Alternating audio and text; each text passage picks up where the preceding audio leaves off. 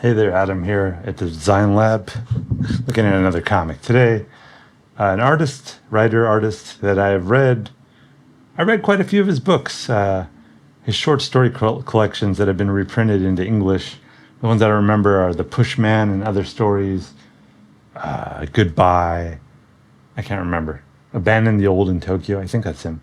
But Yoshihiro Tatsumi, he also has a really big volume called A Drifting Life that I read, but I didn't like that one as much. I feel like that was more a more modern book that he finished more recently. The books that I liked more were his short story collections from like the 60s or 70s, I think about.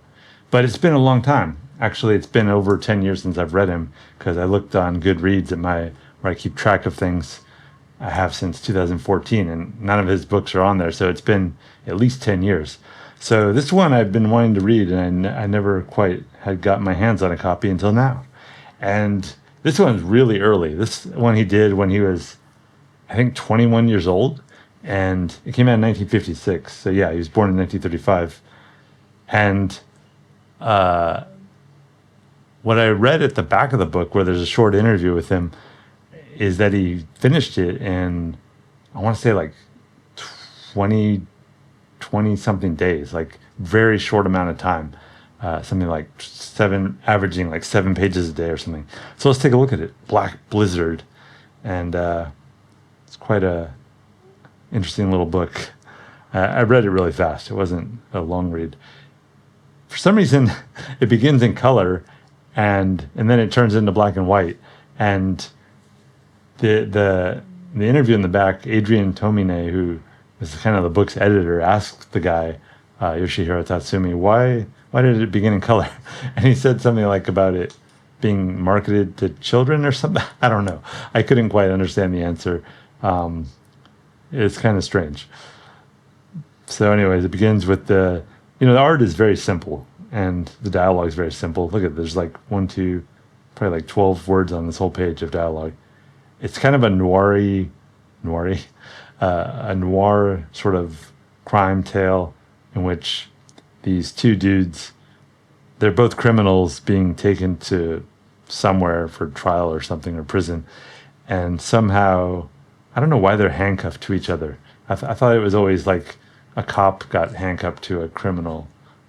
A cop got handcuffed to a criminal, not two criminals got handcuffed to each other. But for whatever reason, that's the case here.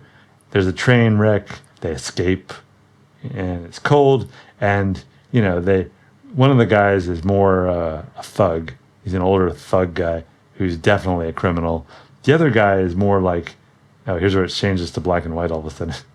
He's like, the younger guy is like kind of good, and he's like, maybe he's not a criminal after all. He has kind of like this gap in his memory when he was drunk, so maybe he just blacked out. Like I said, pretty simple art, and some of the dialogue and some of the situations, it's.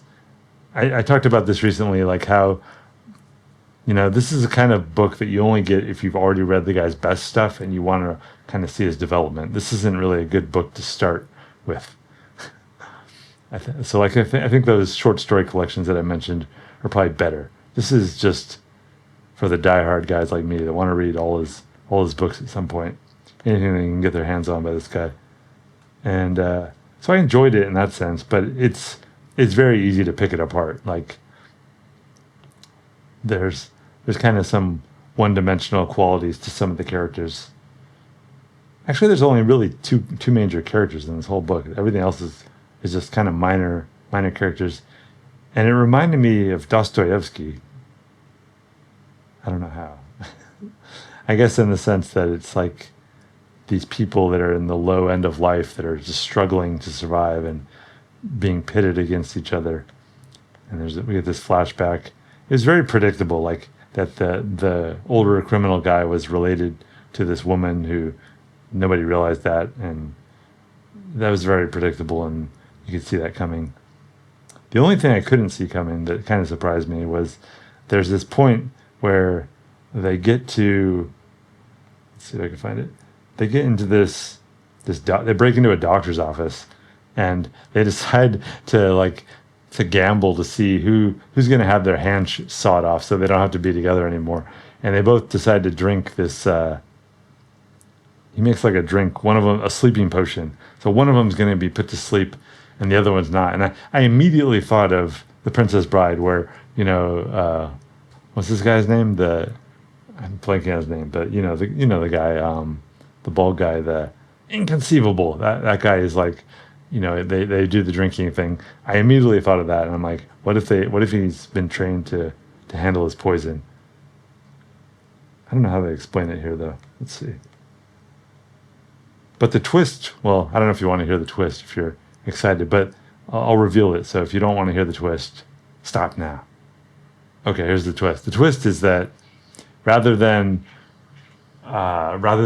sawing the other guy's hand off when he gets put to sleep, he saws his own hand off.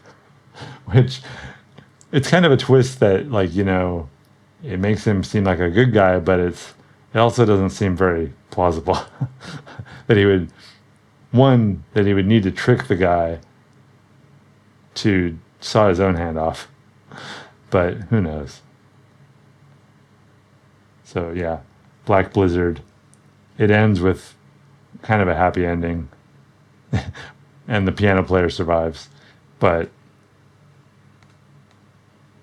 here he is in 1956, working on Black Blizzard probably. I can't really see the pages, but looks like he worked in the nude. that would be on his tombstone. So yeah, Black Blizzard, Yoshihiro Tatsumi, one of my favorite manga artists, especially kind of more old manga artists from the 70s. For me, I think that's, obviously he's been working since 1956, or at least since then, but I associate him more with like late 60s, early 70s. But he was clearly a workhorse that, like a lot of these manga artists, that could crank the pages out and produce many volumes. So I do recommend checking out Yoshihiro Tatsumi, particularly his short story collections, which I think Drawn in Quarterly, that's who did this volume anyways. I think they did those volumes as well. Don't quote me on that. But yeah, check him out, Yoshihiro Tatsumi.